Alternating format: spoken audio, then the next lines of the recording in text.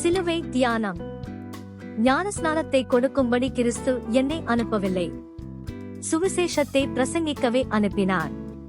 கிறிஸ்துவின் சிலுவை வீணாய் போகாதபடிக்கு சாதுரிய ஞானமில்லாமல் பிரசங்கிக்கவே அனுப்பினார். சிலுவையை பற்றிய உபதேசம் கெட்டு போகிறவர்களுக்கு பைத்தியமாயிருக்கிறது, ரட்சிக்கப்படுகிற நமக்கோ அது தேவபலனாயிருக்கிறது. நான் அடைந்ததும் உங்களுக்கு பிரதானமாக ஒப்புவித்ததும் என்னவென்றால், கிறிஸ்துவானவர் வேத வாக்கியங்களின்படி நமது பாவங்களுக்காக மரித்து அடக்கம் பண்ணப்பட்டு வேத வாக்கியங்களின்படி 3ஆம் நாளிலே உயிர்த்தெழுந்து கேபாவுக்கும் பின்பு 12 தரிசனமானார். கிறிஸ்துவனுடையவர்கள் தங்கள் மாம்சத்தையும் அதன் ஆசை இச்சைகளையும் சிலுவையில் அறைந்திருக்கிறார்கள்.